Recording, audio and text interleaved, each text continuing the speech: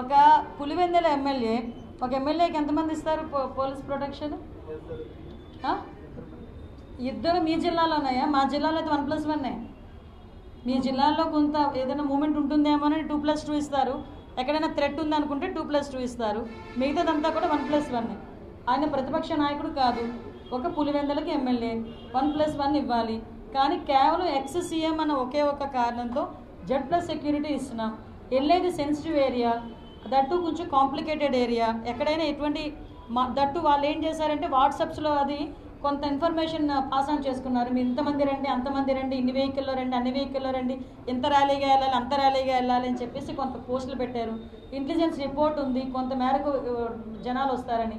1100 మందికి పైగా పోలీసుల్ని మేము పెట్టాం. 1100 మంది పోలీసుల్ని, ఎస్పెషల్లీ హెలీప్యాడ్లోనే దగ్గర 250 మందికి పైగా పోలీసులను కూడా మేము పెట్టున్నాం. వాళ్ళు ఇంటెన్షనల్గా చేశారు. ఏదో అంటారు కదా, బాగా పడుకుని పోయినోడు లేపచ్చు, పడుకున్నానని నటించినోడు లేపగలమా మనం? యాజ్ టీజ్ ఇది అదే. మా నోడ్ని కావాలి ఇంటెన్షనల్గా వాళ్ళు అక్కడికి రావాలి. ఆ హెలీప్యాడ్ దాని మీద ఏదో గీత పెట్టాలి, దాని మీద బయటికి వెళ్ళాలి, అప్పుడు రోడ్డు మార్గాన్ని పోవాలి. ఇది వాళ్ళ తాలూకా ప్లాన్ ఆఫ్ యాక్షన్. దానికి జరగాలి. వెయిట్, మీరు అడిగారు, నేను చెప్తున్నాను, వినాలి. నాకు ఇంకా కంప్లీట్ అవ్వలేదుగా. సో ఇప్పుడు మీరు ఏదైనా జరిగితే అన్నారు. జరగరాంది ఏదైనా జరిగితానో ఏదో చిన్న గీత పడినందుకు నేను రోడ్డు మార్గాన్ని వెళ్తానంటే మేము ఓకే చేశాం కదా. ఇక్కడ అర్థం చేసుకోవాల్సింది ప్రజలైనా మీరైనా అర్థం చేసుకోవాల్సింది.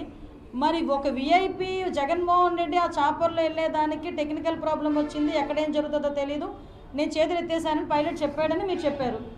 దాన్ని మేము యాక్సెప్ట్ చేసి పంపించాం. మరి ఆ హెలికాప్టర్ అలా డిసైడ్ అయిన 10 నిమిషాలకి ఎలాగ టేకాఫ్ అయింది? మరి ఆ ప్రాణభయం ఆ పైలట్కి ఉండదా? సార్ మీరు ఆలోచన చేసుకోండి, ఇందులో ఏం జరుగుతుంది అన్నది. ఇది పొలిటికల్ చేయాలనుకుంటే చాలా ఇష్యూస్ ఉంటాయమ్మా. ఈవెన్ సునీతమ్మ గారు కూడా చాలా అక్కడ ఉన్న క్యాడర్ కూడా వాళ్ళు అగ్రెసివ్గా వెళ్దామని అనుకున్నా కూడా ఆవిడ ఒకే ఒక మాట చెప్పి వాళ్ళందరినీ కూడా ఇంట్లో కూర్చోబెట్టారు. హోంమంత్రి గారు అంటూ ఉంటారు పులివెందుల శాసనసభ్యుడు అని.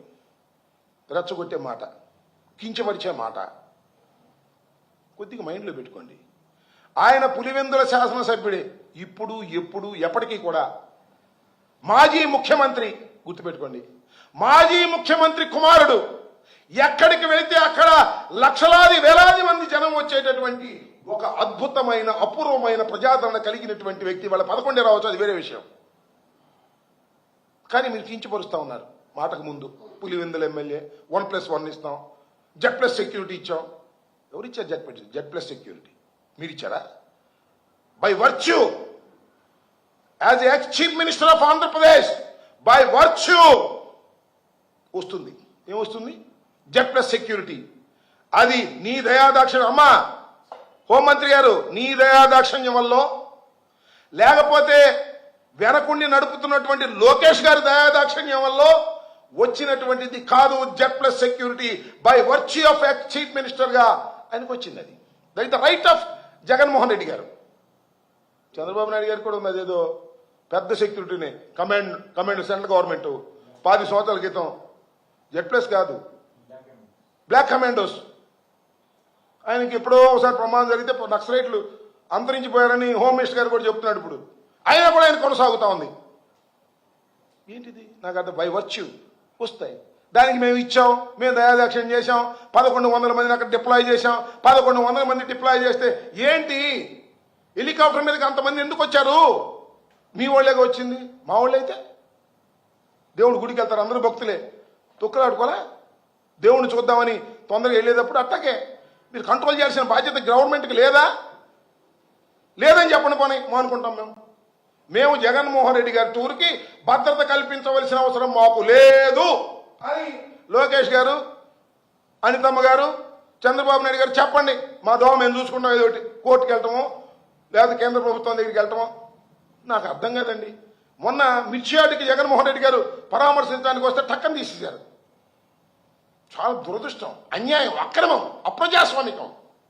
ఒక Z+ సెక్యూరిటీ ఇచ్చిన తర్వాత ఏమంటే రాత్రిపూట టక్కన అర్ధరాత్రి గడ సెక్యూరిటీ తీసేస్తారా? Without reason, without intimation. ఇదే గవర్నర్ గారి దగ్గరికి వెళ్ళి అడిగితే గవర్నర్ గారు ఆశ్చర్యపోయారు. నోటీస్ ఇవ్వలేదా అన్నాడు. ఎందుకంటే గవర్నర్ గారు ఈజ్ జస్టిస్, చట్టం తెలిసినటువంటి వ్యక్తి, న్యాయం తెలిసినటువంటి వ్యక్తి. ఆయన మా ముందు ఏం కామెంట్ చేయలేదు కానీ ఏమండి నోటీస్ ఇవ్వలేదా ముందు అని అడిగాడు. అంటే అర్థం ఏంటి? వితౌట్ నోటీస్ జెడ్ ప్లస్ సెక్యూరిటీని మీరు విత్డ్రా చేసుకున్నారు. నాకు ఆవేదనతో అడుగుతా ఉన్నా, నేను బాధతో అడుగుతా ఉన్నా. వైఎస్ఆర్ కాంగ్రెస్ పార్టీ శ్రేణులు భయపడుతున్నాయి. మీరు సెక్యూరిటీ కల్పించడంలో విఫలమైతే పర్వాలేదు, అసలు ప్రయత్నమే చేయట్లే మీరు. అంటే సెక్యూరిటీ ఇవ్వకోకుండా జగన్మోహన్ రెడ్డి గారిని గాలికి వదిలేస్తే ఏమన్నా జరిగితే సంతోషపడదామని ఆలోచిస్తున్నారా అనేటువంటి అనుమానం కలుగుతుంది మాకు. ఇది ధర్మమేనా? న్యాయమేనా?